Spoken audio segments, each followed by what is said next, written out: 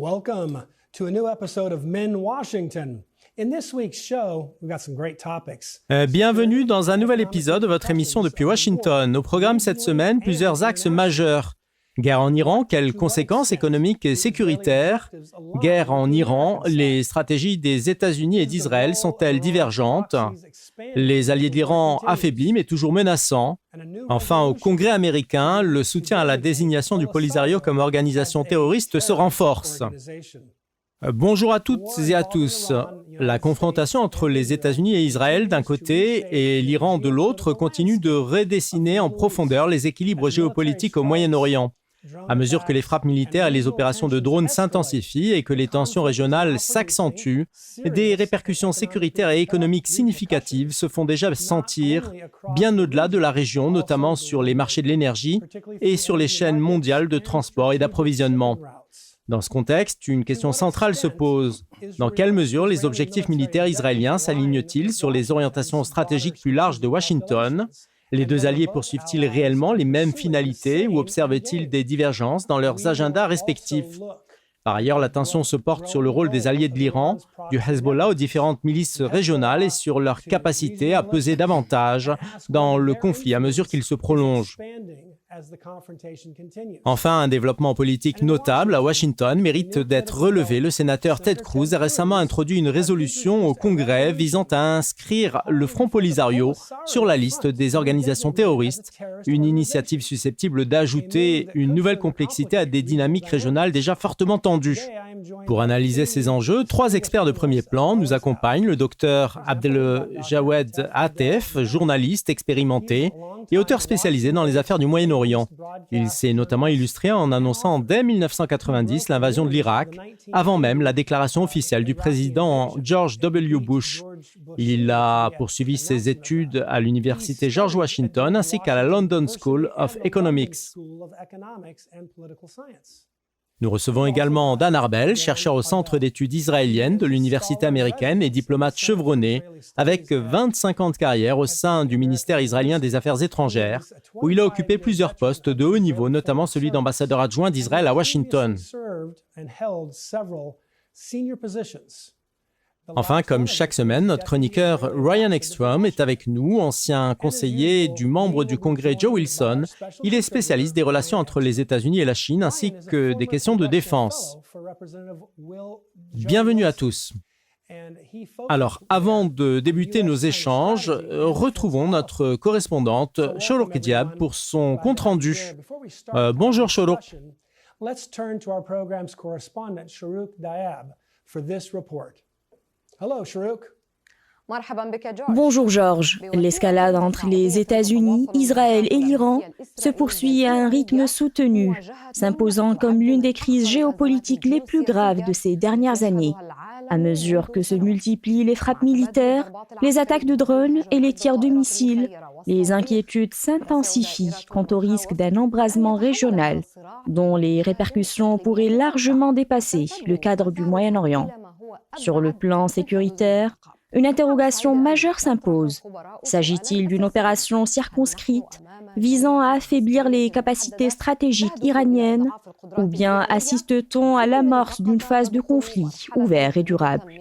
L'Iran, en effet, ne se limite pas à ses capacités militaires conventionnelles, mais s'appuie également sur un réseau étendu d'alliés et de mandataires répartis dans plusieurs pays, notamment au Liban, en Irak et au Yémen, ce qui accroît la complexité de la situation et rend plausible une extension du conflit. Parallèlement, dans les cercles décisionnels à Washington et à Tel Aviv, la question des objectifs ultimes demeure posée. Les États-Unis et Israël cherchent-ils avant tout à contenir l'Iran et à entraver le développement de ses capacités nucléaires, ou poursuivent-ils des visées plus larges, visant à redéfinir les équilibres de puissance au Moyen-Orient? Les regards se tournent également vers les grandes puissances internationales, Quelle sera la réaction de la Russie et de la Chine face à cette montée des tensions? Une initiative diplomatique d'envergure pourrait-elle émerger afin de prévenir une dérive vers un conflit régional généralisé? Ainsi, le monde semble se tenir à la lisière d'une nouvelle phase d'instabilité au Moyen-Orient. À mesure que la situation évolue, cette confrontation pourrait durablement redessiner les contours de la sécurité régionale et internationale pour les années à venir. À ce stade, les réponses demeurent incertaines, oscillant entre hypothèses, anticipation et spéculation. Retour à vous, Georges. Thank you, Shourouk. As always, that was insightful and helpful. Thank you. Let's start. Merci Shourouk. Je me tourne à présent vers notre chroniqueur Ryan Ekstrom. À mesure que la confrontation entre l'Iran, les États-Unis et Israël s'intensifie, une question se pose. Assistons-nous à une escalade ponctuelle encore maîtrisable ou au début d'un conflit régional durable et structurant? Quelle est votre analyse? Well, I see it as Iran would very much hope that this is an enduring feature of the conflict. Écoutez, il apparaît que l'Iran nourrit l'espoir de voir cette dynamique s'inscrire dans la durée et devenir une composante structurelle du conflit. Ce rythme d'escalade s'inscrit en effet dans une logique stratégique fréquemment adoptée par des acteurs en position d'infériorité face à un adversaire supérieur. Il repose sur le principe d'escalade horizontale consistant à étendre le théâtre du conflit, tant sur le plan géographique que politique, par l'ouverture de multiples fronts, à la différence de l'escalade verticale qui s'est traduite par une intensification des frappes et une montée en puissance militaire concentrée sur une zone donnée. À travers cette approche, l'Iran cherche à disperser les capacités de ses adversaires tout en favorisant l'implication d'acteurs supplémentaires. Les développements récents, notamment des frappes visant certaines capitales du Golfe, ainsi que d'autres pays arabes, s'inscrivent dans cette logique. Parallèlement, Téhéran s'emploie à cibler des points névralgiques que l'économie mondiale, au premier rang desquels le détroit d'Ormuz, afin d'élargir le coût économique du conflit bien au-delà de la région. Cette stratégie vise notamment à exercer une pression indirecte sur les États-Unis, où l'opinion publique demeure particulièrement sensible aux fluctuations des prix de l'énergie, à l'inflation et aux perturbations des marchés financiers, des effets qui commencent déjà à se faire sentir. Tant que l'Iran pourra maintenir ce mode d'action reposant sur des opérations ponctuelles, ne nécessitant pas une infraction militaire lourde, et tant que le détroit d'Ormuz restera perçu comme un point de passage vulnérable, les tensions sur les marchés énergétiques devraient persister, accentuant ainsi la pression intérieure aux États-Unis. L'objectif ultime semble être de modifier l'équation stratégique en amenant progressivement l'opinion publique américaine à remettre en question la poursuite du conflit. Docteur Abdeljawad, dans quelle mesure la guerre actuelle a-t-elle redéfini l'équilibre stratégique au Moyen-Orient?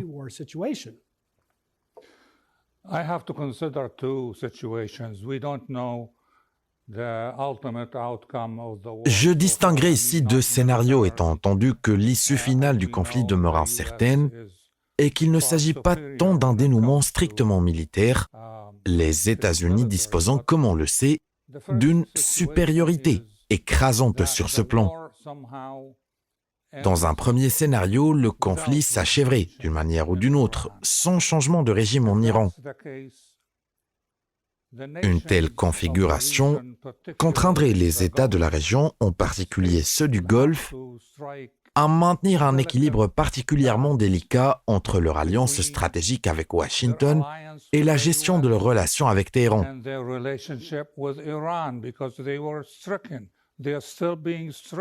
Cette posture s'imposerait d'autant plus que ces pays ont été et demeurent exposés à des frappes et pressions d'origine iranienne. Dans ce contexte, la Chine pourrait apparaître comme un acteur appelé à combler un éventuel vide stratégique en s'appuyant sur une approche centrée sur le développement économique, souvent perçue comme plus immédiatement attractive que les priorités normatives associées à la promotion de la démocratie par les États-Unis. Dans un second scénario, l'issue du conflit pourrait être marquée par un changement de régime en Iran. Une telle évolution aurait pour effet de reconfigurer en profondeur les équilibres régionaux, conduisant vraisemblablement les États concernés à resserrer davantage leurs liens et leur alignement stratégique avec Washington. Dan, nous entrons désormais dans une phase de confrontation directe entre États plutôt que dans les guerres par procuration qui ont marqué la région pendant des décennies. Comment analysez-vous cette évolution?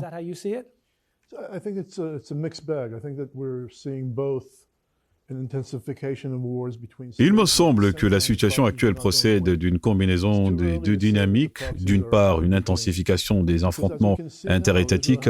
D'autre part, la persistance des conflits par procuration, loin de s'estomper. Il apparaît en effet prématuré d'envisager un retrait du relais armé de l'Iran. Les développements récents témoignent. Israël ouvre un nouveau front face au Hezbollah au Liban, tandis que les forces Houthis conservent une capacité opérationnelle significative au Yémen et que le Hamas demeure un acteur incontournable à Gaza. Ainsi, en dépit de l'affaiblissement relatif de l'Iran et des pertes subies à la suite des frappes américaines et israéliennes, aucun changement de régime ne se profile à ce stade. Or, tant que les structures actuelles de pouvoir à Téhéran se maintiendront, le soutien aux groupes alliés et à la coordination avec ces derniers continueront de constituer un axe central de sa stratégie régionale. Dans ces conditions, il apparaît peu probable que ces relais armés disparaissent à court terme. Dr Abdeljawad, nous avons entendu le président Trump plaider pour la formation d'une coalition internationale afin de sécuriser les routes pétrolières. La région est-elle en voie de basculer vers une guerre régionale plus étendue, impliquant de multiples acteurs internationaux?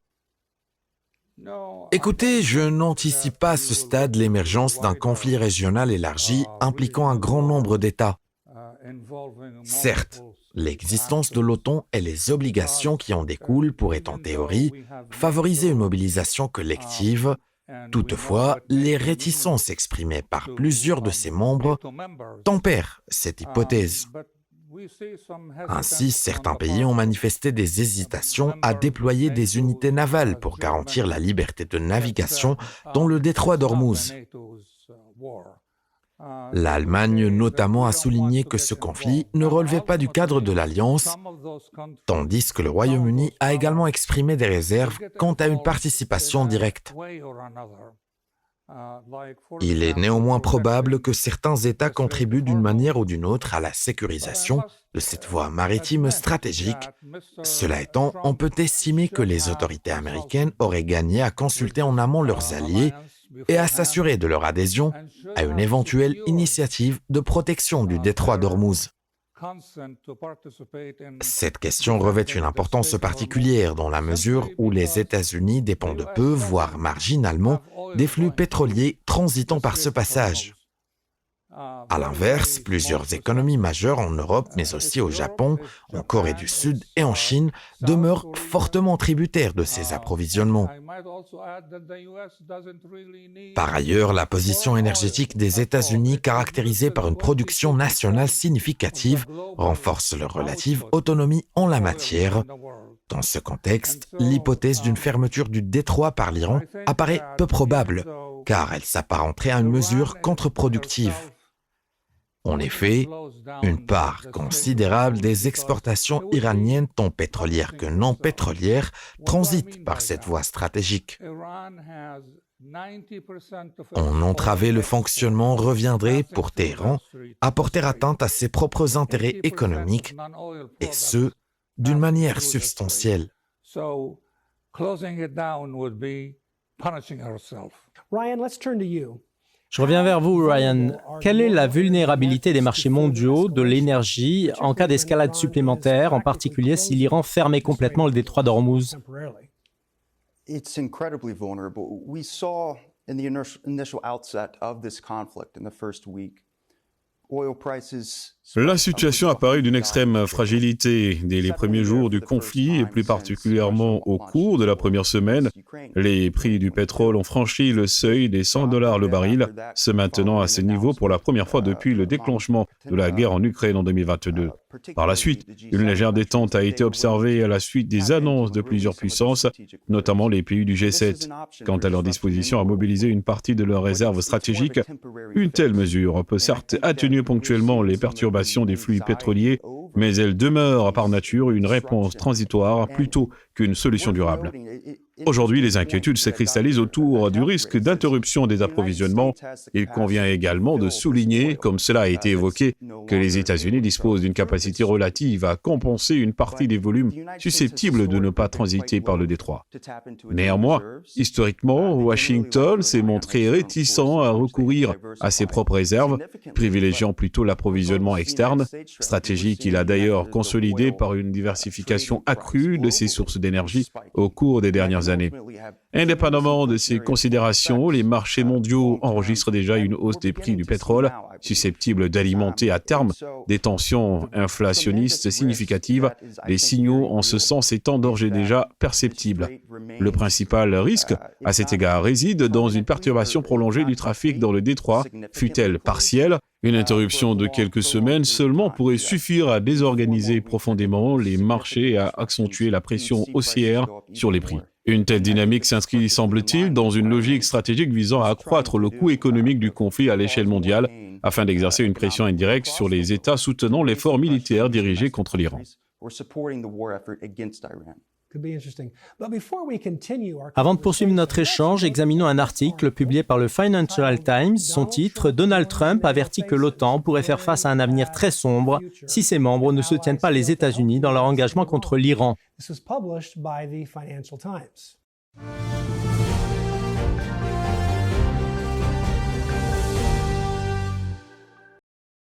نشرت جريدة الفاينانشال تايمز مقالا بعنوان دونالد ترامب يحذر الناتو من مستقبل مظلم إذا لم يساعد أعضاؤه الولايات المتحدة في حربها على إيران بقلم إدوارد لوس افتتحه بالقول Le Financial Times a publié un article d'Edward Luce intitulé « Donald Trump met en garde l'OTAN contre un avenir sombre si ses membres ne soutiennent pas les États-Unis dans leur guerre contre l'Iran ».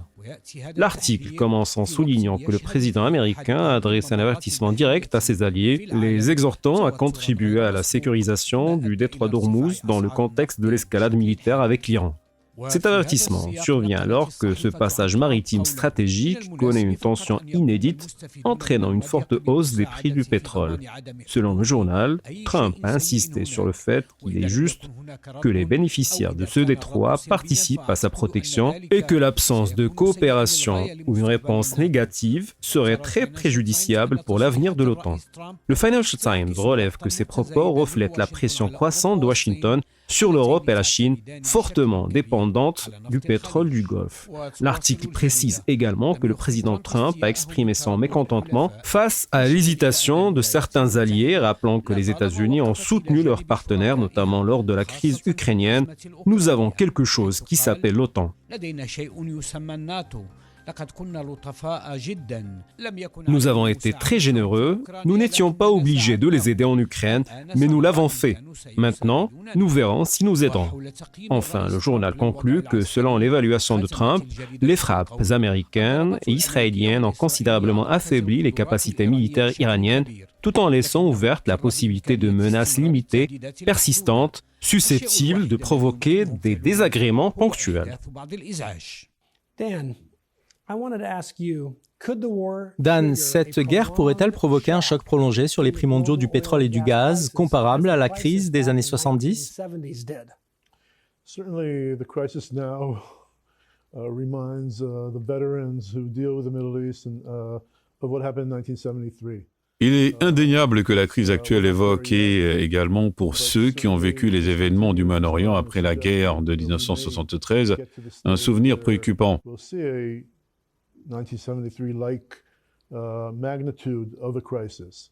Toutefois, la situation n'a pas encore atteint ce niveau critique. Néanmoins, si les conditions actuelles perdurent, comme l'a souligné Ryan, les conséquences pourraient s'intensifier.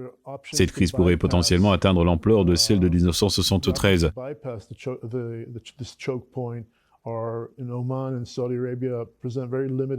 La fermeture du détroit d'Ormuz entraînerait des perturbations significatives pour de nombreuses régions. Il existe une alternative permettant d'exporter le pétrole en contournant ce détroit via Oman et l'Arabie saoudite, mais cette solution demeure très limitée et ne permettrait pas de satisfaire la demande régionale.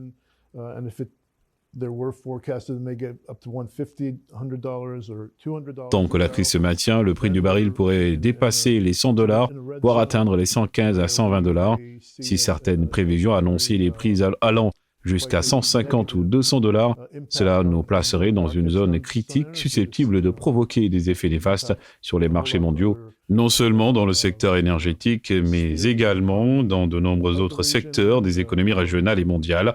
L'Europe serait en particulier l'une des régions les plus affectées. Cela se comprend dans la mesure où l'énergie ne se limite pas à une simple matière première. Elle représente pour ainsi dire une variable stratégique et un pilier essentiel pour l'ensemble des activités économiques mondiales.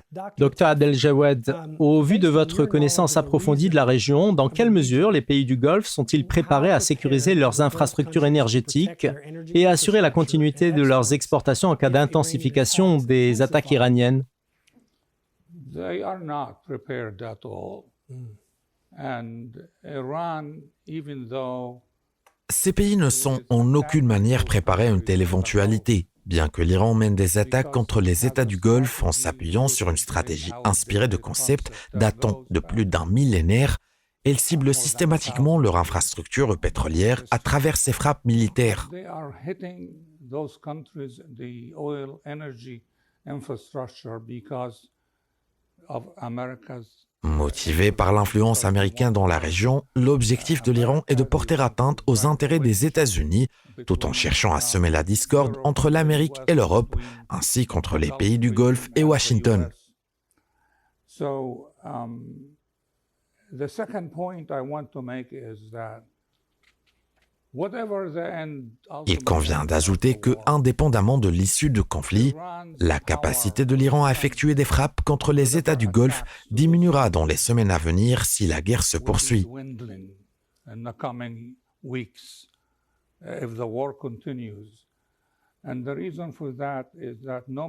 Donc en effet, quel que fût le nombre initial d'armes, de drones et de missiles dont disposait l'Iran au début des hostilités, ce stock s'épuise rapidement jour après jour, semaine après semaine.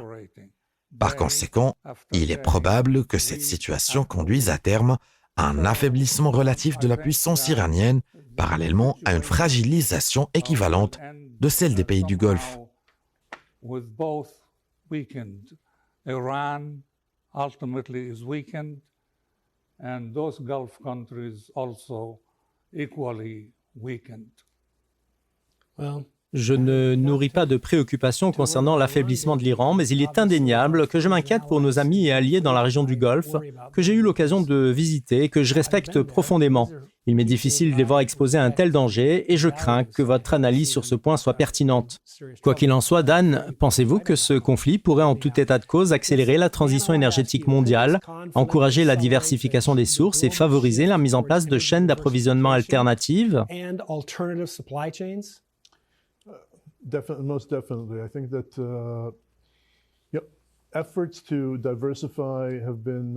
Absolument. Les efforts de diversification des revenus dans les pays du Conseil de coopération du Golfe sont engagés depuis plusieurs années. UAE, Saudi Arabia, and others have been spearheading this effort. Notamment aux Émirats arabes unis et en Arabie saoudite, ainsi que dans d'autres États de la région, dans le but de transformer leur économie et de réduire leur dépendance aux exportations pétrolières.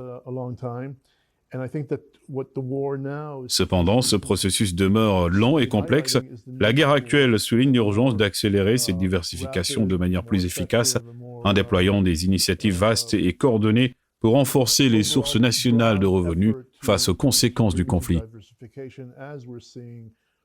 Il est donc probable que l'on observe un renforcement significatif des efforts avec l'appui des États-Unis afin de soutenir ces stratégies de diversification dans l'ensemble de la région. Well, hopefully that works out. The other thing I would be a big fan of is Donald Trump talks about the Golden Dome, a defense system. On espère que la situation évoluera favorablement et je partage pleinement l'analyse de Donald Trump concernant le système de défense du dôme de fer. Il me paraît essentiel de garantir que nos amis et alliés dans les zones à risque disposent de cette technologie. J'ai été particulièrement impressionné par le succès de nombreux systèmes capables d'intercepter les missiles iraniens, parfois en s'appuyant sur des technologies un peu plus anciennes, mais qui restent très efficaces pour accomplir leur mission. C'est pour moi une excellente nouvelle car il m'est insupportable de voir nos amis et alliés confrontés à la destruction de leurs infrastructures. Dr Abdeljawad, peut-on considérer que les routes maritimes de la mer Rouge, du Golfe, de la Méditerranée orientale sont désormais intégrées au théâtre des opérations?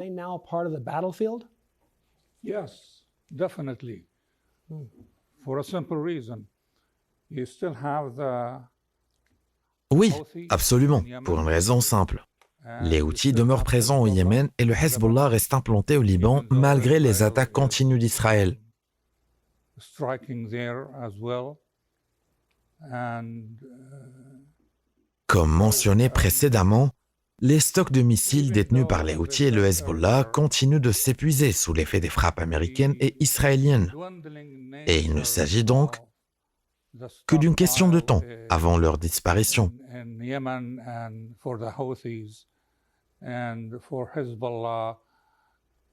Cependant, jusqu'à présent, les Houthis ne se sont pas directement engagés dans le conflit, et rien ne garantit qu'ils ne le feront pas.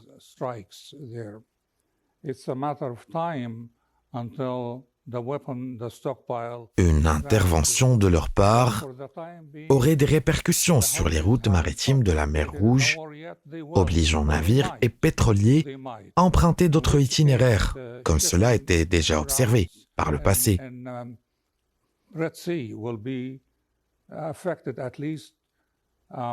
Il est donc impératif de se préparer à une éventuelle extension du champ de bataille en raison des actions potentielles des Houthis au Yémen et du Hezbollah au Liban.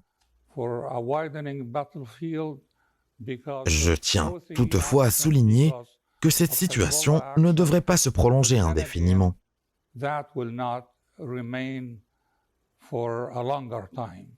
Nous allons maintenant marquer une courte pause, alors restez bien avec nous. Please stay with us.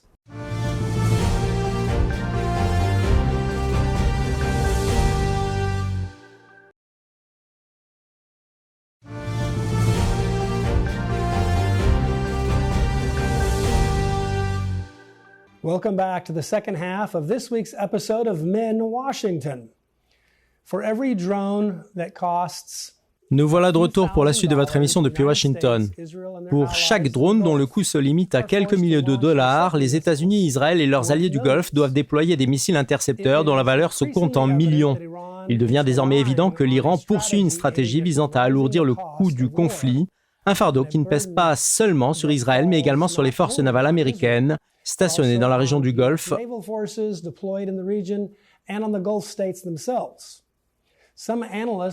Certains analystes estiment que dès les premières frappes, les orientations du Premier ministre Benjamin Netanyahou ne coïncidaient pas entièrement avec celles du président Trump.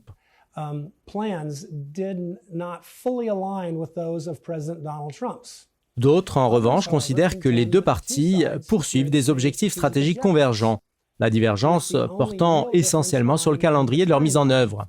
En ce qui concerne le coût de la guerre, nous nous tournons maintenant vers la Maison-Blanche en compagnie de notre correspondant sur place, Adel Dasuki.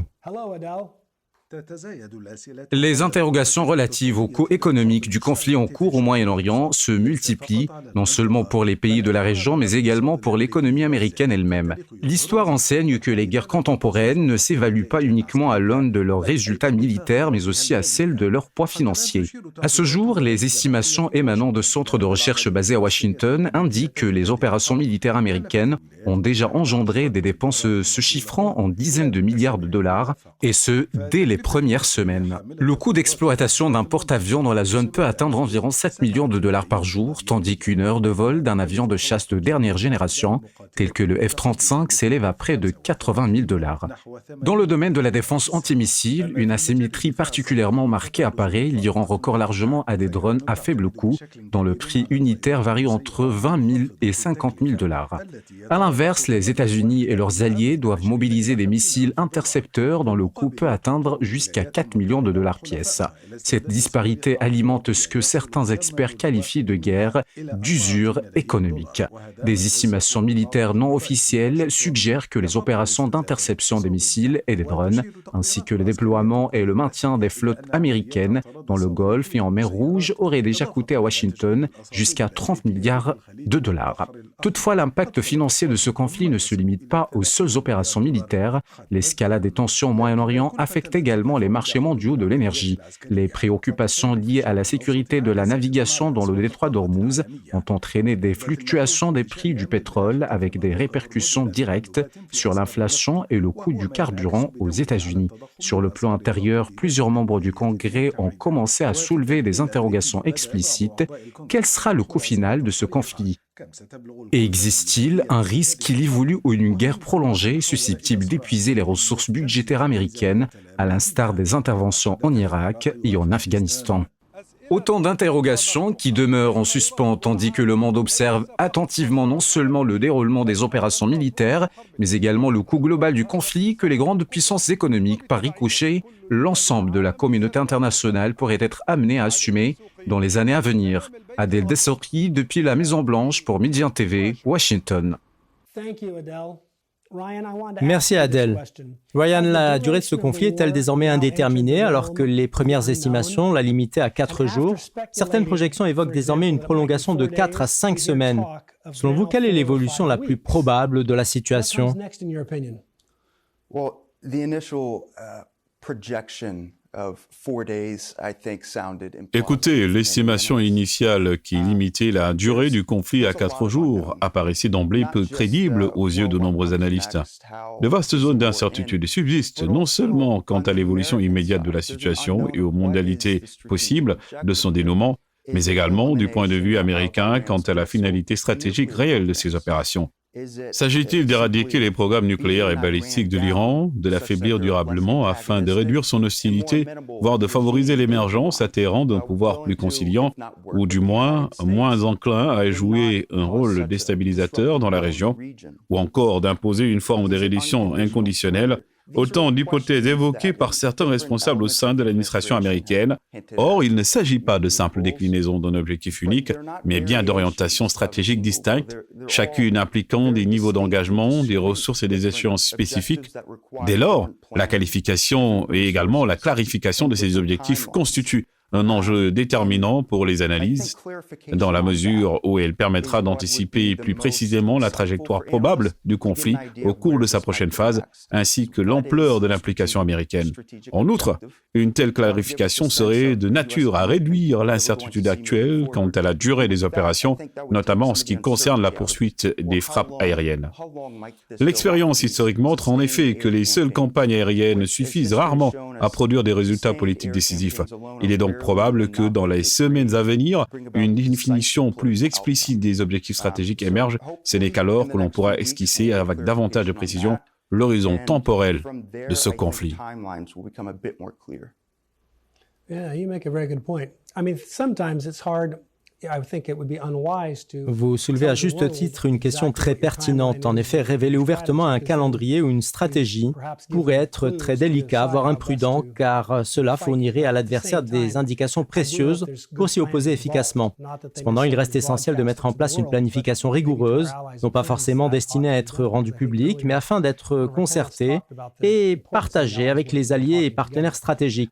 Je vous laisse à présent la parole, Dan. Dans quelle mesure les États-Unis, Israël et leurs alliés du Golfe sont-ils en mesure de supporter une telle montée des coûts si le conflit venait à se transformer en une guerre d'usure prolongée?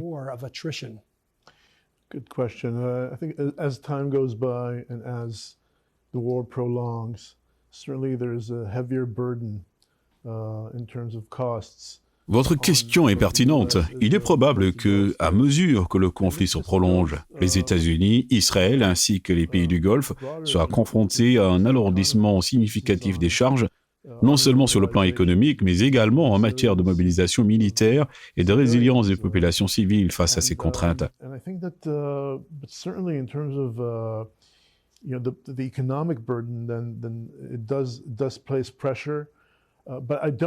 S'agissant des coûts économiques, des pressions indéniables se feront sentir.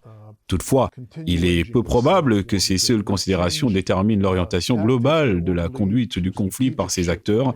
Elles pourraient certes induire des ajustements tactiques, mais sans pour autant remettre en cause les choix stratégiques fondamentaux.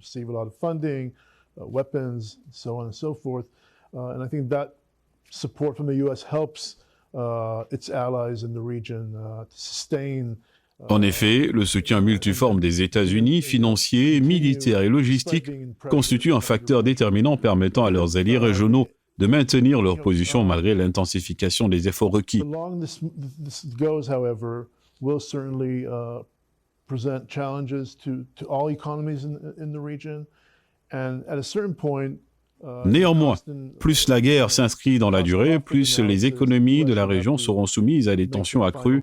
À terme, la question du coût global deviendrait centrale et il reviendra aux États-Unis d'exercer une influence décisive dans l'évaluation et l'issue du conflit. Dans cette perspective, une éventuelle décision américaine de mettre un terme aux hostilités serait déterminante. Time will tell. L'avenir permettra d'en juger. Dr Abdeljawad, si l'Iran parvient à forcer ses adversaires à déployer des systèmes d'interception coûtant des millions de dollars pour neutraliser des drones, dont le prix se chiffre, lui, seulement à quelques milliers, peut-on considérer que cela inaugure une nouvelle forme de guerre asymétrique ? Nous avons évoqué le coût économique de la guerre. Un autre exemple en est fourni par la situation observée actuellement dans les stations-service aux États-Unis, où l'on constate une hausse notable des prix de l'essence. À titre personnel, le gallon, autrefois inférieur à 2 $, dépasse désormais les 3 $. Cet élément revêt une importance particulière dans la mesure où l'augmentation des prix du carburant constitue un facteur susceptible d'alimenter une pression inflationniste sur l'ensemble de l'économie américaine.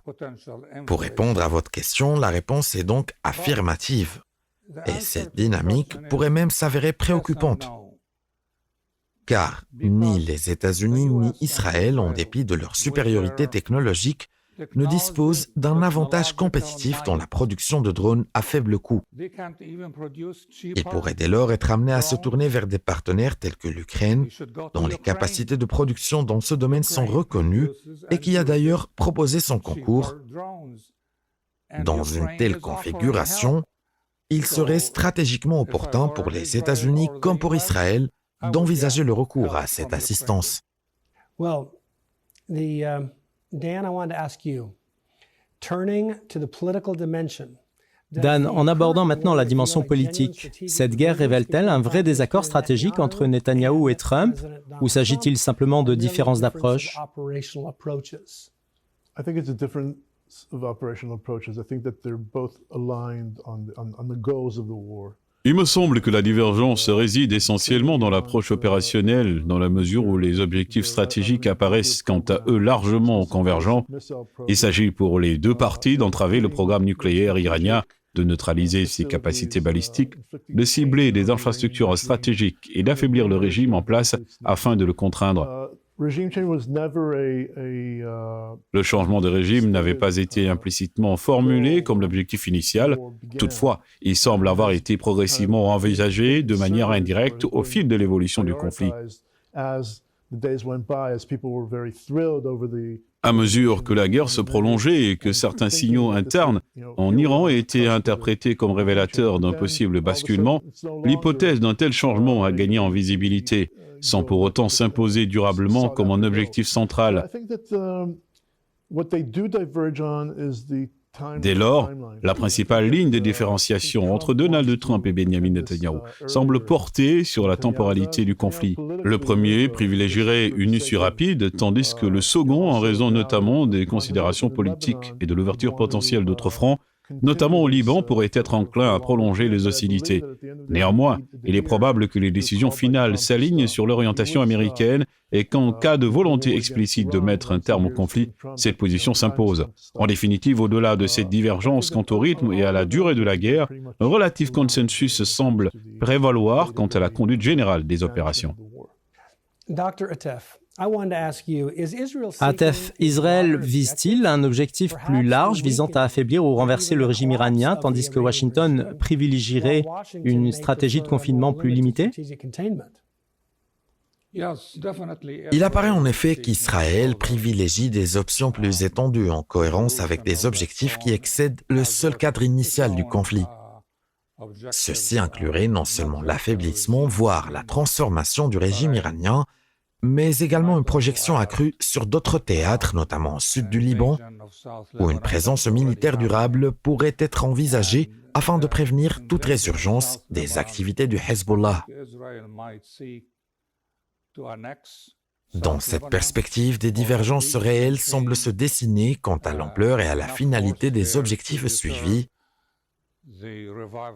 S'agissant des États-Unis, leur intention stratégique demeure plus difficile à cerner avec précision et il n'est pas exclu que Washington envisage une recomposition du pouvoir à Téhéran, bien que cet objectif ne soit pas explicitement formulé.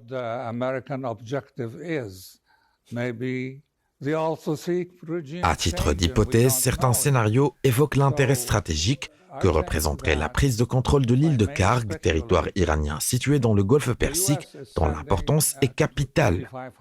Cette île constitue en effet le principal terminal d'exportation du pétrole iranien, par lequel transitent près de 90% des exportations nationales.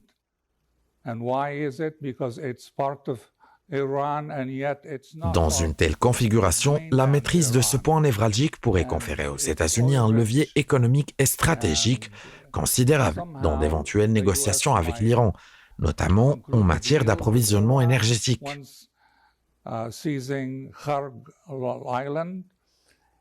Une telle approche s'inscrirait dans une logique de pression indirecte visant à obtenir des concessions substantielles. Dès lors, les États-Unis pourraient être conduits, en fonction de l'évolution du rapport de force et des intérêts en jeu, à privilégier une issue négociée à mettre un terme au conflit si les conditions leur apparaissent favorables. Ryan, la vraie différence entre les États-Unis et Israël réside-t-elle uniquement dans le calendrier et le degré d'escalade ou concerne-t-elle également les objectifs poursuivis? I think that's quite likely the case. You see a much greater willingness on Israel's part to make the sort of... Cette hypothèse apparaît en effet tout à fait plausible. On constate de la part d'Israël une propension nettement plus affirmée à s'engager militairement dans des confrontations, quitte à courir le risque d'un élargissement du conflit, scénario que les États-Unis s'efforcent précisément d'éviter. Le président Trump l'a d'ailleurs indiqué à plusieurs reprises qu'il évoque un délai d'une semaine ou 4 semaines. Son objectif prioritaire demeure la conduite d'une opération brève, rapide et décisive. Si cette orientation n'entre pas nécessairement en contradiction avec les objectifs israéliens, elle n'implique pas pour autant une parfaite convergence des intentions. La divergence essentielle tient plutôt au degré d'acceptation du risque et au niveau d'escalade que chaque partie se montre disposée à tolérer. Par nature, Trump se montre réticent à s'engager dans un conflit susceptible de s'enliser sur plusieurs mois, voire plusieurs années. Lui, qui a consacré une part significative de la dernière décennie à critiquer l'implication de ses prédécesseurs dans des guerres prolongées. Dès lors, il ne s'agit pas tant d'une opposition de finalité que d'une différence dans les modalités de leur réalisation et dans l'ampleur des risques que chacun est prêt à assumer, à court comme à long terme. Israël semble disposé à poursuivre ses objectifs sur la durée, si nécessaire, tandis que la position américaine demeure plus incertaine et il apparaît peu probable que le président Trump partage une telle inclination pour un engagement prolongé. C'est précisément ce point que réside la distinction fondamentale entre les deux approches. Turning to Iran's tactics, the use of proxies and regional networks remains one of Tehran's most powerful strategic tools. S'agissant des stratégies iraniennes, le recours à des acteurs mandataires et à des réseaux régionaux reste l'un des instruments stratégiques les plus efficaces de Téhéran, lui permettant à la fois d'étendre son influence et de fragiliser la sécurité et la stabilité économique à l'échelle internationale. Il convient de noter que le Maroc figure parmi les premiers États à avoir alerté sur de telles pratiques, notamment suite à la publication de rapports évoquant des liens entre le Front Polisario et les gardiens de la révolution iraniens, incluant des activités de formation et un soutien en matière de drones, facilité par le Hezbollah, avec, selon ses sources, une médiation algérienne. Cette problématique a récemment suscité un regain d'attention à Washington, où le sénateur républicain Ted Cruz a soumis une résolution visant à inscrire le Front Polisario sur la liste des organisations terroristes. Alors avant de poursuivre cette analyse, examinons le reportage suivant. So before we continue our discussion, Let's watch this report. في تطور لافت داخل الكونغرس الأمريكي برزت في الفترة الأخيرة. Dans un développement significatif au sein du Congrès américain, des initiatives législatives visant à inscrire le Front Polisario sur la liste des organisations terroristes ont récemment vu le jour, en raison notamment de ses liens présumés avec des réseaux régionaux soutenus par l'Iran et des préoccupations croissantes relatives à la sécurité au Sahel et en Afrique du Nord.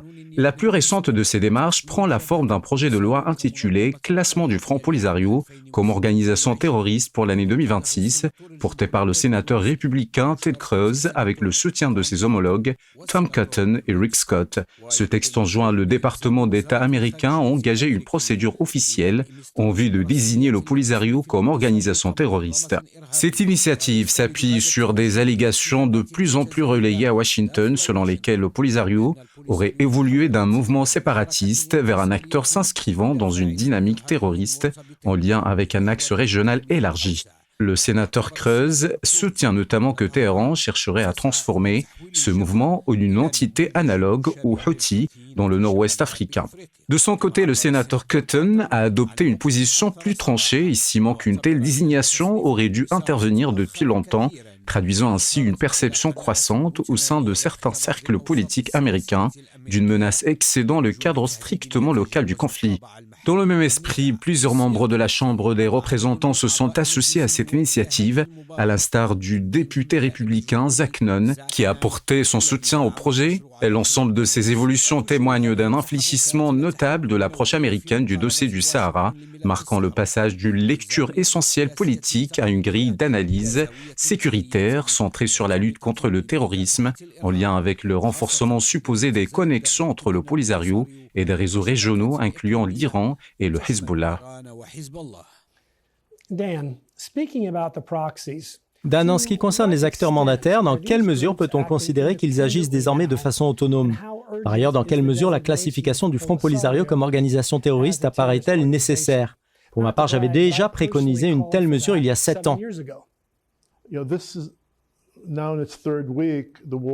À présent, alors que la 3e semaine du conflit est dépassée, nous avons observé quotidiennement une coordination de haut niveau entre l'Iran et le Hezbollah, orchestrant des attaques de missiles et de drones de manière simultanée et en temps réel contre les cibles en Israël.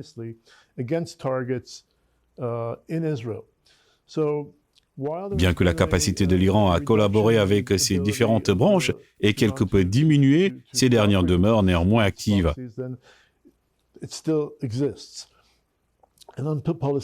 S'agissant du Front Polisario, comme vous l'avez souligné au cours des 7 dernières années, un dialogue s'est établi à Washington concernant cette alliance atypique entre l'Iran et le Polisario. Il me semble que le moment est désormais venu de prendre des mesures concrètes pour aborder cette problématique. Je ne peux pas prédire si le projet de loi présenté par Ted Cruz obtiendra la majorité, mais il s'inscrit dans un ensemble d'initiatives visant à classer certaines organisations jusqu'alors non désignées comme terroristes, à l'instar des Frères musulmans. À mon sens, le contexte actuel rend une telle décision particulièrement opportune.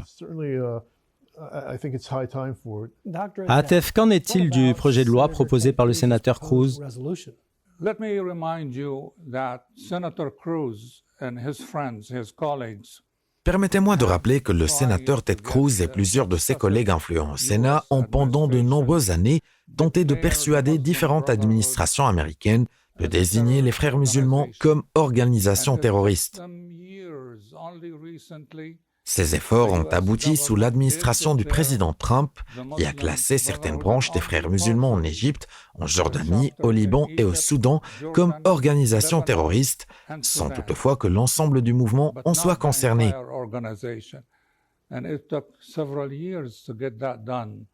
Dans ce contexte, il sera nécessaire que le secrétaire d'État américain Marco Rubio fournisse une confirmation claire et convaincante de l'existence de liens entre les gardiens de la révolution iraniens et le Front Polisario.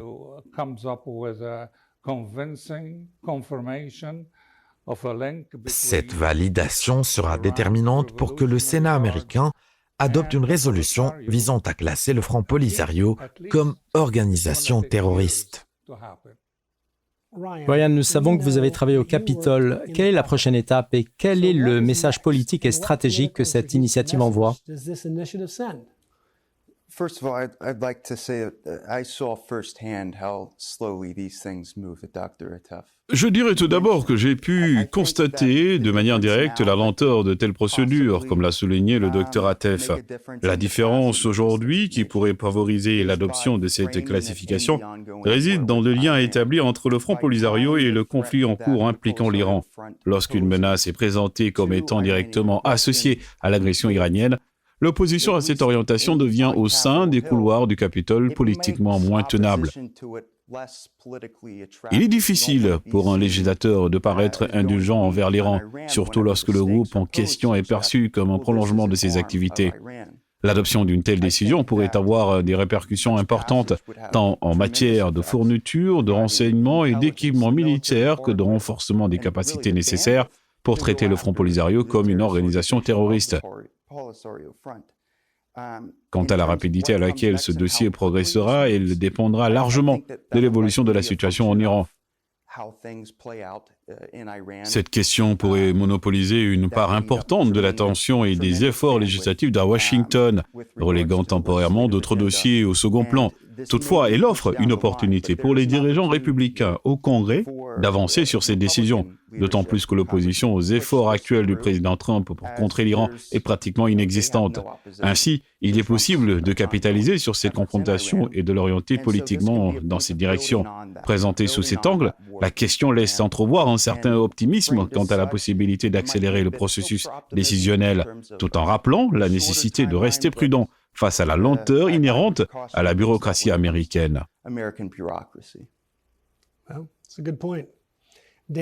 Bon point, Dan. Le débat sur la classification du Front Polisario pourrait-il indiquer un changement plus large dans la manière dont les États-Unis abordent la question de la sécurité en Afrique du Nord et dans la région du Sahel? Well, I hope it does, because certainly I believe that U.S. policy in that part of the world. J'espère que cela se réalisera, car il me semble que la politique américaine a longtemps négligé cette région ou a déplacé son attention vers d'autres zones géopolitiques. Je suis convaincu que ce projet de résolution pourrait non seulement sensibiliser davantage les décideurs, mais aussi élargir l'intérêt américain à la région de l'Afrique du Nord et du Sahel. Pour illustrer ce point, la situation en Libye demeure non résolue après de nombreuses années et l'instabilité y persiste.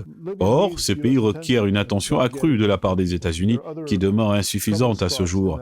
La région présente par ailleurs d'autres points de tension, mais également d'importantes opportunités pour renforcer la coopération et élargir la présence américaine dans différentes parties de l'Afrique du Nord et du Sahel. À cet égard, ce projet de résolution pourrait constituer un vecteur efficace pour attirer un intérêt renouvelé et soutenu des États-Unis sur cette partie du monde. Thank you for watching Min Washington. We invite you to follow the show on Median TV. Je vous remercie d'avoir suivi l'émission depuis Washington et je vous invite à continuer à nous suivre sur les différentes plateformes sociales de Median TV. Nos remerciements vont à nos invités éclairés, le docteur Atef Abdeljawad, Dan Arbel et notre chroniqueur Ryan Ekstrom. Merci également à nos correspondants, Sholouk Diab et Adel Dasuki à la Maison-Blanche. Nous adressons enfin nos remerciements à l'équipe de production placée sous la direction du réalisateur et producteur talentueux Mohamed Saïd El-Wafi.